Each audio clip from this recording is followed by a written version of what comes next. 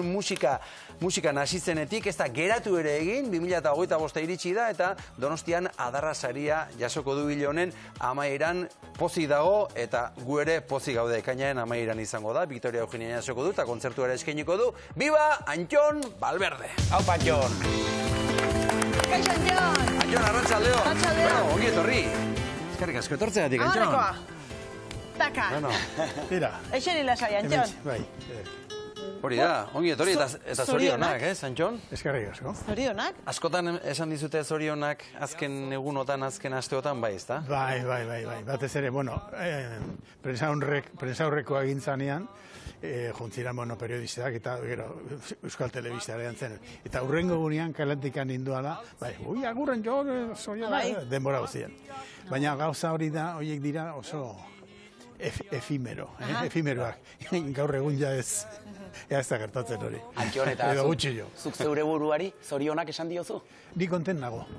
Bai, egia esan, ni konten nago sari honekin, beste batzu ere jaso izan ditut, baina honekin hau Donostitik dator eta horrekin konten dator. Zuk noiz jakin zenuen, Antxon?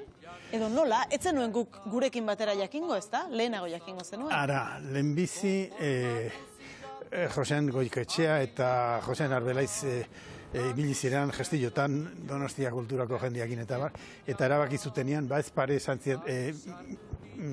galdetu zidaten, ja, onartuko nuen edo ez, hankaik esartzeko. Esan egin noski baiez, onartuko nuen, eta orduan ja, mediporentera esaten da bezala. Eta gero, bueno, hori, hilabete terdi edo bada, hori gertatu zela. Edo agian gehiago. Eta gero, bueno, ordutik aurrera ja, preparatzen orain entzaiotan, eta bar. Zu momentu honetan, ze musika ari zara entzuten, ze musika entzuten duzuzuk, Antxon? Nik beti gehiena musika klasikoa.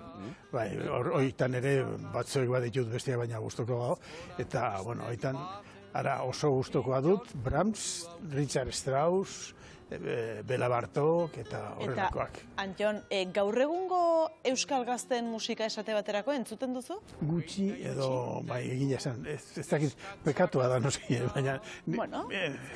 baina ez gutxi entzuten dut. Eta zer esango ote dute zure musika entzuten duten euskal gazteek? Ba, gehienak, ni pentsatu dut, gehienak esatu dut, agure hori zertan ari da, hori pasatu dago. Eta, bueno, arrazoien bat edo, arrazoien pixka bat bintzat baduten. Izango dute. Antxon, baino horrelako sari batek ere norberaren ibilbideari begira jartzen dio, eta hala jartzen badio, ezote zaio ere gaurko gaztediari aipatu behar, gaurko musikak ere lotura eukiko duela ibilbide horren ondorioz, nola edo ala. Bueno, asuntua da nik uste gazte edo ez gazte, ze musika klase egiten da, ez da?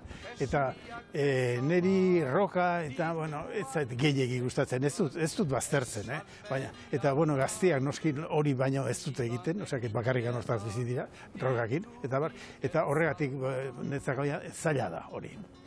Bueno, orai oso modan dago, ez? Igual abeslari gazteagoak eta helduagoek kolaborazioak edo egitea, zu irekia zaude kolaborazio bat edo egitera? Bai, noski nola, irekia ez, desiatzen gainera, bai. Bueno, deialdia eginda da gorduan, ez da? Bueno, norekin egingo zenuke zu? Ara bat badago, gozelari bat, Elorza uste dute apellidoa, Igor Elorza, bai. Arrek, bueno, mezu bat bializidan, erabiltzen zuen behintzat nire kantetako doinu bat. Egazien zapa oso harri, bai. Gainera, harrituta gelditu nintzen, ze doinu hori ez da oso erresa. Ez da bat ere erresa. Euskal Herriko bertsolari txapelketa batean erabilizuen eta benetan bertso ederrak abestu zituen doinu horretan. Kontua da, ekainaren 21 Victoria Eugenian jasoko duzula zuk zuzenean adarra saria eta bertan kontzertu ere eskainiko duzu. Ibilbidea aipatu du Aritzek, borobiltze bat izango da zure ibilbide honetan Donostian saria hau jasotzea, zu bertakoa izan da, borobiltze bat izango da? Ba, nik uste bai ez, noski. Borobil horrek ez du esan nahi hori bukatzen dela zuntua. Baina, bai, zera da, etapa baten bukaera edo itxiera bentsat hori bai. Eta mendik aurrera igual zaituko dut, oseak berdin da.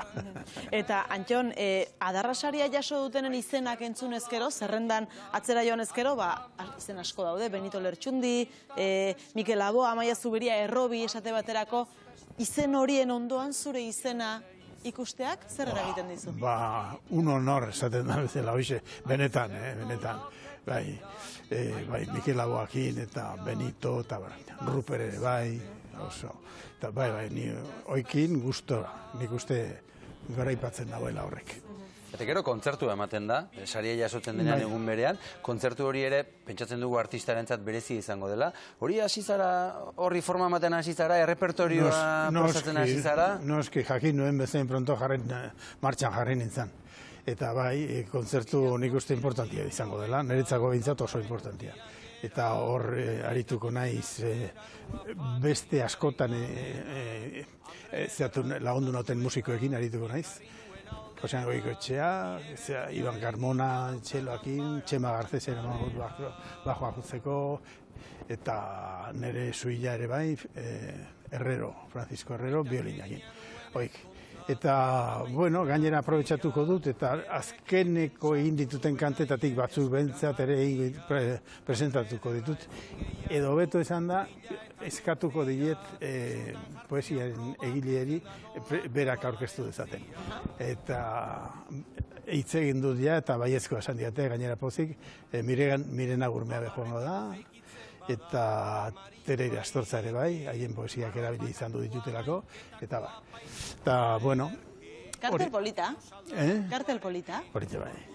Antxon, sariaren berri izan zenuenean, esan zenuen zorretan zaudela Euskal Kantagintzarekin. Euskal Herria goitik bera ezagutzeko aukera eman dizulako. Bai, ara ni kantatzen hasi nintzen, 27 bat urte nituela, osea, ja denbora jonda.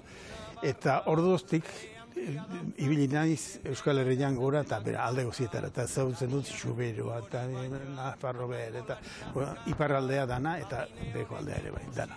Eta hori dana kantagintzari esker, deitu nautelako, toki askotatik kantatzera juteko, eta hori. Eta gainera, jende asko ezagutu izan dut, leku hoitan.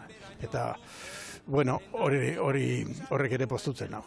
Jende asko ezagutzen dut, lagun asko egin ditut. Eta nolako Euskal Herria ezagutu duzula, esango zenuke? Bueno, segun ze garaikoa, hasierakoa. Bueno, Euskal Herria ez dakit, ez da horren beste aldatu. Nik uste gaur egun jantzi haua da, hola. Gauzak ez dira alperrik, denborak eta hilabetiak eta urtiak ez dira alperrikan pasatzen, eta gauza batzuk aldatu dira. Baina gehien bat nik uste Euskal Herria betikoa da. Betikoa. Eta kantagintzak balio dezake herri baten sena azaltzeko? Hoixe baietz, nik uste baietz. Ara, gainera gauza bat gertatzen da, gertatzen zen. Ni ez naiz letraren egile. Ez dut, doai hori ez dut. Eta horrek behartzen nau, beste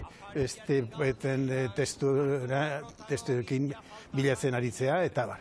Eta, bueno, horregatik, galdu dut, zera, galdu... Kantagintzakea balio ote duen herri baten sena azaltzeko. Bai, eta poeta oiri eskerre, ez naiz, ni praktikamente bestiak dira, poetak dira Euskal Herria erakuste dutenak. Eta Antxon, zure abestiak entzuteko betorrekorik ez da behar, printzipioz behintzat, eta gozatu egingo dugu zure abestiekin, bai? Bueno, Antxon Balber. Tira.